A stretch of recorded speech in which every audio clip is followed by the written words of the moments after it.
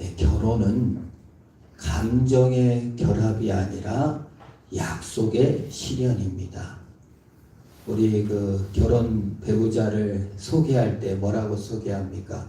내 사랑하는 사람이에요. 이렇게 소개합니까? 프랑스에서는 나의 피앙세입니다. 이렇게 소개를 한다죠.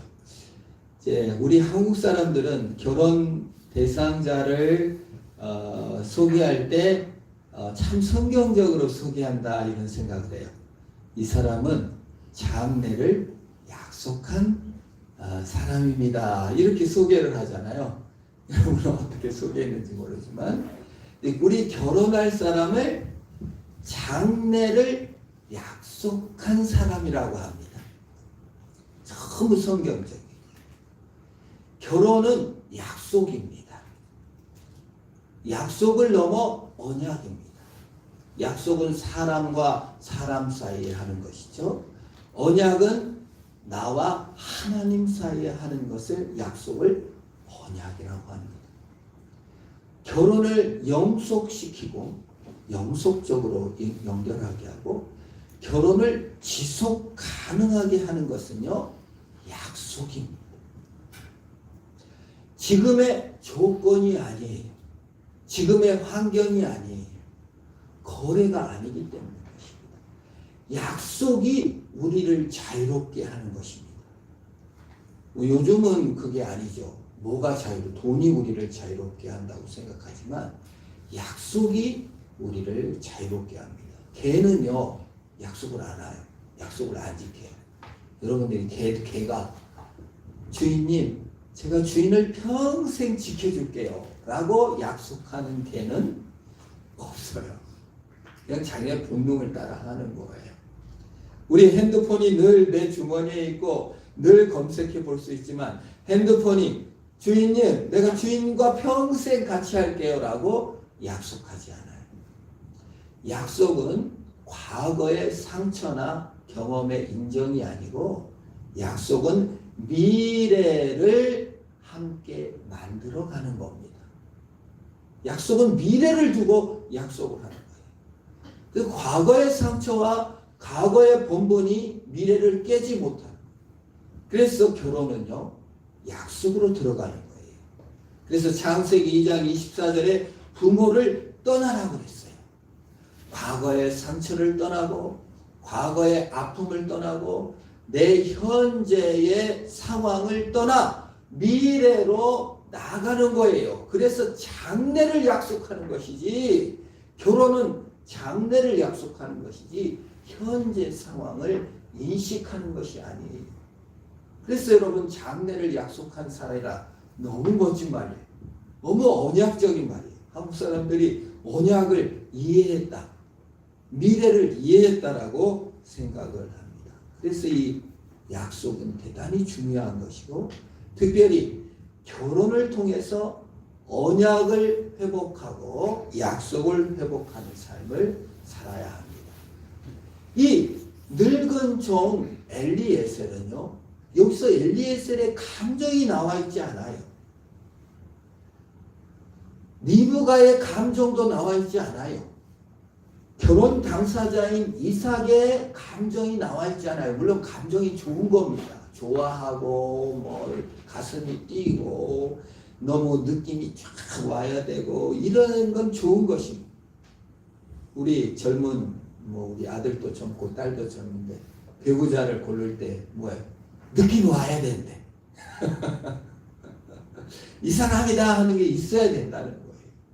그런데 오늘 성경적 결혼과는 약속이에요. 감정의 의무를 집어넣는 거예요. 그것이 영속적으로 연결해 주는 거예요. 예를 들어 엘리에셀이 낙타 끌고 가다가 아이고 나 감기 들었어. 아이고 내가 이 나이에 내가 원래 상속자 될 뻔했는데 이삭이 태어나는 바람에 상속자가 못 되고 열필 이거 돈 챙겨가지고 도망가 버려야겠다. 이런다 한들 뭐라고 어떻게 하겠어요. 그러나 아브라함의 씨를 두고 씨에 손을 대고 미래를 약속했기 때문에 그가 감기를 들었거나 도적을 당했거나 늙었거나 어떠한 시련이 있어도 그 약속을 이행하는 지속성과 영속성을 가지고 갑니다.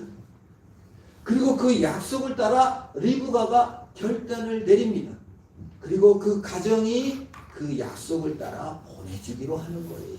이게 결혼 속에 들어있는 비밀 중에 비밀이 미래를 두고 약속하고 그 약속을 지켜 나가는 것입니다. 요즘은 참 심리적인 사회라고 그래요. 지금 사회를 키에르케고르라는 유명한 철학자가 인간의 삶에 심리를 추구하는 삶이 있다. 몇 가지로 구분했는데 선도 악도 중요하지 않고 재미가 있어야 된다. 이게 심리적 삶을 추구한다는 거예요. 매력과 쾌감이 있어야 한다. 흥분되고 즐거워야 한다. 그 말이에요. 약간 중2병적이죠. 우리 아들 중학교 때 가족 얘기하지 말라고 했는데 선생님이 오라는 거예요. 그래서 아내가 불려갔어요. 그랬더니 교무실에서 아들이 이렇습니다. 그래가지고 이제 왜 그러냐 그랬더니 이렇게 대답했다는 거예요. 지금 즐거우려고요. 규칙과 계약과 언약과 약속을 지키는 것보다 지금 내가 즐겁고 재밌고 행복한 느낌이 들어야 한다는 거예요. 반발할 말이 있습니까? 이걸 심미적 삶이라고 합니다. 현대인은 자유와 재미와 쾌락이 최우선이요 자유입니다. 그래서 규칙 그런 건 중요하지 않아요. 약속, 계약 뭐 이런 거 중요하지 않아요. 그래가지고 혼인신고도 안 하고 동거하는 사람도 많고 우리 사랑하면 되지 뭐라고 결혼식을 하냐. 아유 그거는 정말 불필요한 거다. 지금 재밌으면 된다. 약간 중2병적인 심미적 내 지금 선도 악도 중요하지 않아. 내 지금 즐거움이 최고야 라는 것을 추구하는 그런 현대인들이 점점 많아져. 특히 미국, 유럽, 한국도 마찬가지죠. 점점 이런 식 하지 말자. 혼인 신고도 하지 말자. 그냥 짜릿하게 하루하루 이렇게 살아가자. 미래에 대한 약속이 없고 현재 내 매력을 즐기는 삶을 살아가자라는 것이 현대인의 문화에 이렇게 깊게 깔려 있습니다. 그래서 대안을 찾는 거예요. 예를 들어 남자가 키도 크고 배도 안 나오고 매력적으로 됐는데 이제 그냥 배가 나오고 쭈글쭈글해지고 교통사고로 막 하면은 이건 내가 아니다. 대안을 찾아가는 거예요. 왜? 재미가 없어요. 그러나 결혼이라는 건 뭡니까? 언약이죠. 두 사람과의 약속이 아니라 하나님과의 약속이기 때문에 그걸 실천해 나가 감정의 의무를 더하는 것이 아니면 자유와 영속성이 없고 이 심리적 삶의 문제는 뭐냐면 노예가 되는 겁니다. 사실은 환경의 노예가 되는 거예요. 남편의 조건이 바뀌면 대안을 찾고 아내가 환경이 바뀌어지면 대안을 찾고 사실은 자유라고 말하지만 노예죠. 환경의 노예죠. 조건의 노예가 되는 거죠. 그래서 거기서 벗어나는 것이 언약이고 약속입니다. 진정한 자유죠. 느낌대로 사는 것은 사실 수동적이고 이기적인 것입니다. 상대가 가져다주는 느낌, 상대가 가져다주는 자부심, 배우자가 가져다주는 경험만을 사랑한다면 그 노예죠. 그걸 뛰어넘어 언약을 지켜나가는 지속적인 배려와 관심을 가질 수 있는 것은 언약 관계이기 때문에 하는 것입니다. 언약의 삶이 헌신의 삶이 아름다운 거예요. 로맨틱한 감정적 사랑을 안정적이고 지속적으로 만들어주는 것이 언약이에요. 우리 언약을 너무 무시하죠. 언약은 하나님께 하는 거예요. 우리가 결혼식 때 묻잖아요. 당신은 기쁠 때나 슬플 때나 병들었을 때나 건강할 때나 옆에 있는 배우자 이 사람을 아내로 맞이하여 부부의 대의를 지킬 것을 서약하십니까? 그럼 뭐라고 대답해요? 네. 누구에게 대답한 거죠? 옆에 있는 사람에게 대답한 겁니까? 앞에 물어본 목사님이나 주례자에게 답변한 겁니다. 사실은 그 뒤에 있는 하나님과 서약하는 것이 언약이에요. 근데 요즘 어느 결혼식에 가니까 주례자가 없어. 그냥 이게 둘이 딱 서갖고 편지 써갖고 와갖고 당신을 내가 언제 만났고 얼마나 사랑했고 지금 내가 얼마나 사랑하는지 현재를 노래하더라고요. 현재 내가 얼마나 사랑하고 당신이 얼마나 매력을 느끼고 있고 내 감정이 어떤가를 쭉 설명하고 끝. 언약은 없어요. 현재만 있어요. 현재 사랑은 미래를 담보하지 않아요. 우리 한국인들은 장래를 약속한 사람을 가지고 언약적 관계로 들어가 미래를 약속하고 영속적으로 지속적으로 헌신해 나가는 언약을 알고 있는 민족이에요. 어디서부터 유행이 됐는지 언약식에 부모가 먼저 나와. 양쪽에 막 한복 차려입고 한복 멋있네. 이건 언약식이 아니죠. 부모를 떠나라고 했는데 부모가 앞에 제일 먼저 나오는 거. 그때 춤을 키고 들어가요. 왜 그걸 해야 되는지 영문을 모르는 이상한 일입니다. 언약은 이 결혼식은 성경에서 나온 거예요. 신랑 대신 예수님이 입장하고 성령의 인도를 받은 성도들이 입장하고 신랑이 뒤를 돌아 영접하러 내려가고 신부를 손을 잡고 들어와서 성부 대신 하나님 앞에 주례사 앞에 결혼식을 하는 것 성경의 요약입니다.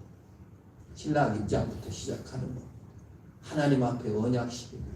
미래를 두고 언약해 나가는 것입니다. 감정에 의무를 넣는 것입니다. 미래를 넣는 것입니다. 인간만이 할 수 있는 유일한 약속과 미래를 약속할 수 있는 영속성과 지속성을 언약을 통해서 확인하는 거예요. 그것이 우리 정체성이 되어야 됩니다. 여러분 과거의 상처가 우리의 정체성이면 되겠어요? 그건 인간이에요. 과거의 현재의 상황이 우리의 정체성이면 되겠어요? 우리의 정체성은 전 미래 영원한 하나님과의 약속 그것이 우리의 신자의 정체성이기를 축원합니다. 우리는 너무 과거에 결혼은 과거와 현재의 눈물이 아니라 미래의 약속이고 헌신이며 지속입니다. 그래서 행동하는 거예요. 그래서 결단인 거예요. 여러분 사랑은 언제 생깁니까? 행동할 때 생깁니다. 좋아하는 것은 사랑하고 틀려요. 그 사람이 좋아질 때까지 사랑을 안 하는 사람이 있어요. 그러면 안 돼요. 아내가 아기를 낳았어요. 첫애를 낳습니다.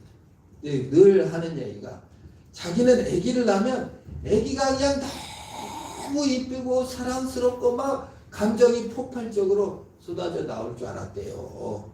우리 첫아들을 낳았는데 이렇게 보니까 이쁘게 느끼고 막 사랑스러워지지를 않더래. 그런데 2시간마다 한 번씩 젖을 주고 희생을 하고 사랑의 행동을 하고 계속 헌신하고 돌보다 보니까 사랑의 마음도 싹 트더라. 지금도 그 고백을 합니다. 여러분 언약이라는 게 뭐예요? 사랑이라는 게 뭡니까? 행동을 하는 거예요. 여러분 결혼해서 남편에게 사랑의 행동을 하라고 했어요. 성경에는요 남편을 좋아하라는 명령은 없습니다. 우리는 착각하기를 내가 저 사람을 좋아해야 된다고 생각해요. 물론 좋습니다. 감정이 있으면. 그러나 성경의 명령은 좋아하라는 명령이 아니라 무슨 명령이요? 사랑하라는 명령이에요. 사랑을 행동하다 보면 뭣도 생겨요? 좋아하는 감정도 따라옵니다. 지난주에 말씀드렸죠. 미국의 조사기관에서 이혼의 위기를 겪고 아주 정말 이혼은 깨져도 돼. 근데 참고 산 사람들을 추적 조사해 봤더니 3분의 2는 다 해결됐대. 안 헤어지. 물론 3분의 1은 헤어져 그 문제가 생겼을 수도 있다는 뜻입니다만은 대부분은 75% 정도는 그냥 사랑, 좋은 감정이 없고 미워지고 뭐 이래도 참고 인내하다 보면 문제가 해결되더라. 그만. 그것이 비밀입니다. 언약을 지켜나가는 비밀이에요. 과거 사람들은 그냥 언약인지 뭔지도 모르고 이제 지켰죠. 최근에 어머님이 아프셔갖고 2주간 우리 집에 있었습니다. 그런데 이제 어머니가 이런저런 얘기를 하면서 너무너무 이혼을 하고 싶었다는 거예요. 근데 참았대. 그러면서 동네에 부러운 사람이 있대요. 바람핀 여자가 그렇게 부러워. 그리고 그 사람이 너무 똑똑하대. 야, 바람핀 사람 진짜 똑똑하다. 그래서 제가 어머니 그런 말씀하세요. 어머니가 안 이혼하고 가정을 지키고 우리를 지켜줬어. 어머니가 진짜 똑똑한 사람이지. 그 바람피고 이혼해 간 사람이 더 똑똑한 사람이 아닙니다. 어머니 참 참느라고 고생하고 수고했습니다. 그 미래를 지켜간 겁니다. 고마움을 참 제가 전했습니다. 우리가요 언약의 관계에서 들어와 예배를 드리고 헌신의 삶을 살고 미래를 만들어가는 것이 부끄럽게 생각하시면 안 돼요. 심미적인 삶을 더 부러워하고 더 매력적이고 다른 대안을 찾아가는 것을 좋고 자유가 아니고 그것이 노예고, 사실 우리를 영속적으로 지속적으로 자유롭게 하는 것은 언약을 지켜가는 것입니다. 그래서 이 24장에 등장한 엘리에셀의 행동, 헌신, 결단, 언약을 아브라함의 씨에 대고 하고 그 씨를 지켜나가는, 미래를 지켜나가는 행동을 높이 평가하는 것입니다. 그래서 리브가도요, 리브가가 뭐가 나옵니까? 리브가가 이삭을 좋아했다, 심장이 뛰었다, 짜릿짜릿했다, 이런 건 안 나와요. 어떠한 사랑의 행동을 했는가? 리브가 뭘 했어요? 물을 떠갖고 낯선 사람에게 떠다 줘요. 정말 인품이 좋아가지고 막 사랑이 넘쳐서, 아니면 싫어서 했는지 그건 몰라요. 그건 안 나와요. 리브가가 아주 귀찮아하면서 했다, 아주 싫은데도 했다, 아니면 인성이 좋았었다, 그런 말은 안 나와요. 그냥 낯선 사람에게 물을 떠다 줬어요. 물을 떠다 주다 보니까 여러분 그런 마음도 생기는 거예요. 낯선 인품도 생기는 겁니다. 목마른 낙타에도 물을 막 떠다 줘. 10마리. 오늘 성경의 본문에 보면은 동료도 있었다고 그랬어요. 엘리에셀 혼자 간 게 아니에요. 도적 때도 많은데 혼자 갔겠습니까? 낙타 10마리에 사람 한 명씩 다 탔을 수도 있어요. 그러면 몇 명이니까 11명이 갔을 수도 있는 거예요. 다 물을 줬어요. 우러나와서 하다 보니 우러나는 겁니다. 성경적 사랑과는 하다 보면 우러난다 입니다. 우러나서 사랑하는 게 아니에요. 신앙생활 우러날 때까지 안 하면 평생 못합니다. 우러날 것 같아요? 안 우러나요. 여러분, 남편을 사랑하는, 좋아하는 마음이 우러날 것 같아요? 아직도 우러나고 있다면 정말 제가 존경합니다. 안 우러나요. 하다 보면 우러나는 것이 사랑이에요. 성경은 한 번도 남편을 좋아해라, 이런 명령이 없다니까요. 사랑하고 행동하는 겁니다. 리브가도 행동하는 사랑을 했어요. 엘리에셀도 행동했어요. 떠났습니다. 그 물을 부탁을 합니다. 요청을 합니다. 행동하는 사람들이에요. 성경은 행동하라고 해요. 이웃을 사랑하라고 했어요. 따뜻한 마음을 가져라, 이런 말은 없어요. 여러분들이 교회 나올 때 어떤 마음? 심장이 뛰어야 돼. 예수 사랑이 절로 우러나올 때 교회 나가야지. 저절로 안 돼. 억지로 하면 안 돼. 아니에요. 따뜻한 마음을 가져라는 말이 없어요. 그냥 따뜻한 행동을 하라는 거예요. 행동 먼저 하라. 그러면 감정이 따라와. 수밖에. 감정은 일관성이 없기 때문에 그래요. 너무 복잡해요. 신체적으로, 심리적으로, 사회적으로 감정은 너무 변동의 폭이 넓습니다. 그리고 내 마음대로 조절도 안 돼요. 여러분, 미워하지 않는 것도 내 마음대로 안 되더라고요. 미워지는데 어쩌라고요? 목사로서 사람을 미워하면 안 되지. 미워져요. 때로는. 좋은 사람도 있고 가족 중에서도 좋아하는 더 끌리는 사람이 있고 더 미운 사람이 있어요. 그게 나쁜 게 아니에요, 여러분. 미워한다고 너무 자신을 학대하지 마세요. 성경은 미워하고 좋아하고 뭐 클래식을 좋아하고 재즈를 좋아하고 뭐 이런 게 뭐 죄입니까? 나는 클래식이 싫어. 그거 낑낑낑낑낑 막 바이올린 소리 막 너무 귀찮아. 그 무슨 죄가 아니에요. 그럴 수밖에 없어요, 인간은. 그러나 인간은 그거를 뭐라고 성경이 하지 않아요. 오히려 행동하지 않는 것을 뭐라고 하는 겁니다. 언약의 관계로 들어가요. 성경은 행동을 요구해요. 언약을 요구해요. 사랑을 위해서 꼭 감정이 전제돼야 한다는 것은 잘못된 생각이에요. 신앙도 마찬가지예요. 신앙 감정이 막 폭발해가지고 막 기쁘고 막 이러면 좋지만 그렇지 않고 헌신에 가다 보면 감정이 날아오는 거예요. 큐티도 마찬가지입니다. 신앙생활도 마찬가지입니다. 어린아이 섬기는 것도 마찬가지예요. 자녀들이 뭐 그냥 뭐 좋아질 때까지 젖을 안 줄 것이야. 애기 죽어요. 너 남편 마음에 안 들 때까지 나는 행동하지 않을 거야. 나는 공정해. 나는 공평해. 우리가 그런 거래를 하려고 합니다. 당신이 가정의 책임을 다 안 하지 않으니까 나는 이렇게 나도 안 할 거야. 나는 공평해. 이건 사실 거래를 하고 있는 것이지 언약의 관계로 들어가는 것이 아닙니다. 거래를 하면 안 돼요. 거래하면 대안을 찾습니다. 거래를 하면 항상 이런 말고 거래 용어가 상업적 용어입니다, 여러분. 예를 들어 12살 어린 여자를 데리고 왔다. 20살 어린 여자를 데리고 왔다. 여자가 아깝다. 이런 말을 합니다. 상업 용어예요. 여러분 이제 앞으로 그런 말 쓰시면 안 돼요. 여자 쪽이 좀 빠져. 남자가 아까워. 이게 전부 다 상업적 용어를 쓰는 거예요. 상거래 용어를 결혼이라는 것은 언약으로 들어가는 건데 대안을 찾아봐요. 그래서 우물가의 여인이 6명하고 결혼을 하잖아요. 대안을 찾아요. 저는 돈 보고 결혼했는데 그냥 인품이 내가 눈이 뼈지. 난 이제 진정한 사랑을 만나면 나는 행복해질 거야. 인품 좋은 남자를 만났어. 너무 무능력해. 내가 눈이 뼈지. 다른 대안을 또 찾는 거예요. 여러분, 결혼은 대안을 찾는 게 아니에요. 저도 결혼해서 이제 살지만 과거의 내가 지금 내가 아니에요. 아내가 생각할 때는 한 6명, 한 100명하고 사는 느낌이 든다는 거예요. 들 수 있는 거예요. 여러분도 마찬가지입니다.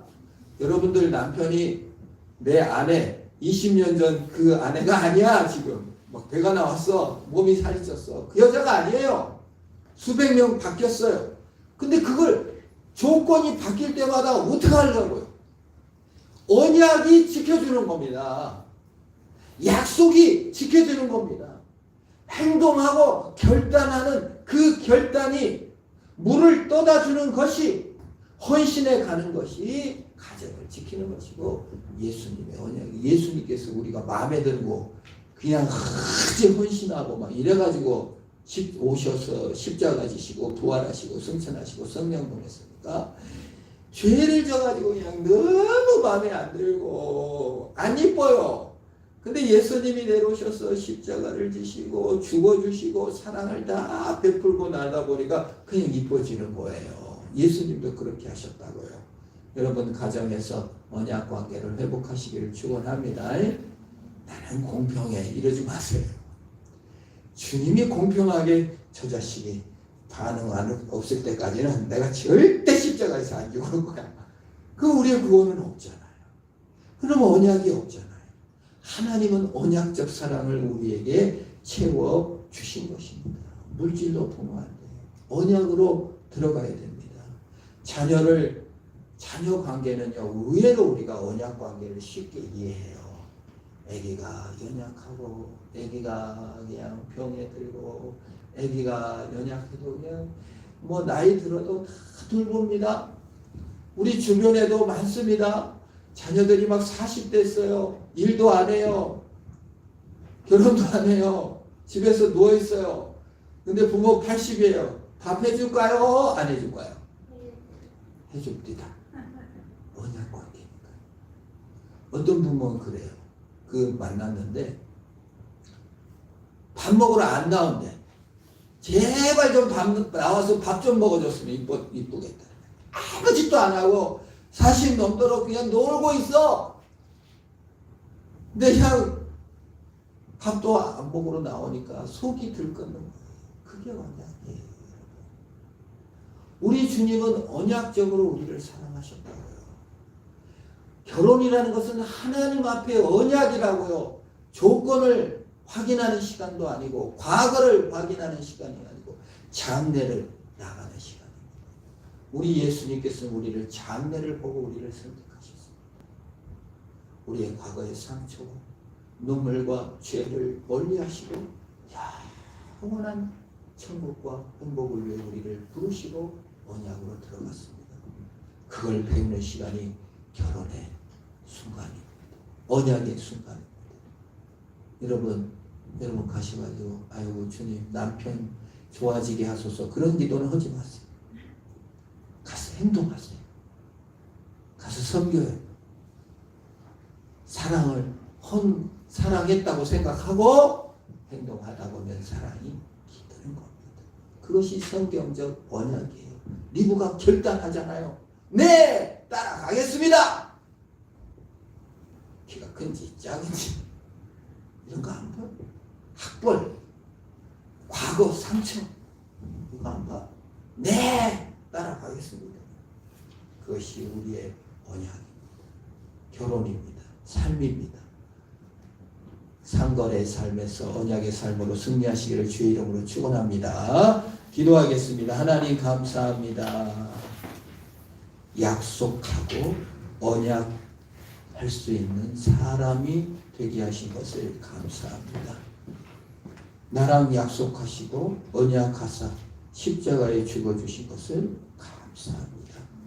내가 죄인이었고 연약했고 실패하고 넘어졌음에도 언약을 잃지 않으신 것을 감사합니다. 우리의 언약 관계에 있는 배우자를 사랑하게 도와주시고 어떻게 하는 것이 참된 성김인지 알게 하시옵소서. 우리의 조건은 바뀝니다. 나이가 듭니다. 상처를 받습니다. 병에 걸리기도 합니다. 그래도 주님 내 현실을 보지 않고 영원한 언약으로 사랑하신 주님을 바라보게 우리가 자녀를 바라보게 하시고 배우자를 바라보며 인내하며 견디는 우리들